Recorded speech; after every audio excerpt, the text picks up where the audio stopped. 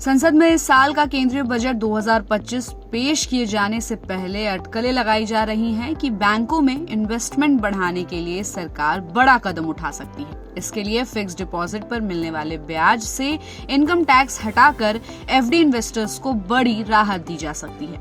फिलहाल bank FD पर मिलने वाले इंटरेस्ट पर लोगों की इनकम टैक्स स्लैब के मुताबिक टैक्स लगाता है। तो चलिए इस वीडियो में बताते हैं कि बजट में अगर ये फैसला लिया गया तो उससे आपको क्या फायदे मिलेंगे।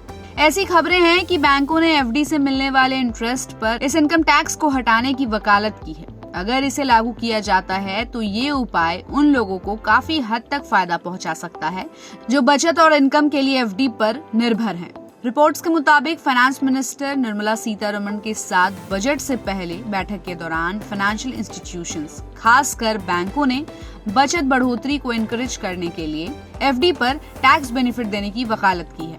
ये सुझाव बैंकों के एफडी में जमा की जाने वाली बचत में हाल के सालों में आई गिरावट को देखते हुए दिया गया है। एफडी में आई इस बड़ी गिरावट के कारण बैंकों को लोन देने के लिए फंड की कमी का सामना करना पड़ा। रिपोर्ट्स के मुताबिक बैंक रिप्रेजेंटेटिव्स ने बैंकों में डिपॉजिट को बढ़ाने के लिए एफडी पर इनकम टैक्स स्लैब के बेसिस पर इनकम टैक्स लगाने के बजाय long term capital gain tax यानी कि LTCG लगाने का प्रस्ताव दिया है। मौजूदा समय में एफडी पर मिलने वाले इंटरेस्ट पर इन्वेस्टर्स के इनकम टैक्स ब्रैकेट के अनुसार टैक्स लगाया जाता है। ये व्यवस्था शख्स को अपनी बचत को फिक्स्ड डिपॉजिट के बजाय म्यूचुअल फंड जैसे कम टैक्स वाले ऑप्शंस में इन्वेस्ट करने के लिए एनकरेज करती है। तो चलिए आपको एक एग्जांपल के जरिए पूरा प्रोसेस समझाते हैं। मान लीजिए कि अगर शख्स ने 8% की सालाना इंटरेस्ट रेट पर 10 लाख रुपए की एफडी कराई है तो उसे 5 साल में कुल 4 लाख रुपए का इंटरेस्ट मिलेगा। मान लें कि वो 30% इनकम टैक्स स्लैब में आते हैं तो 40,000 रुपए तक के एफडी इंटरेस्ट पर तो कोई टैक्स नहीं है, लेकिन इस लिमिट से ऊपर स्लैब रेट के अनुसार टैक्स देना होगा। इसका मतलब है कि उन्हें 3,60,000 रुपए पर 30% टैक्स देना होगा और ये रकम कुल मिलाकर 1,08,000 रुपए होगी।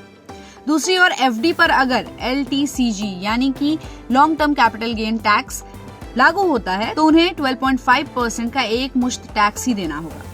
ऐसे में उनका टोटल टैक्स सिर्फ 45,000 रुपए होगा।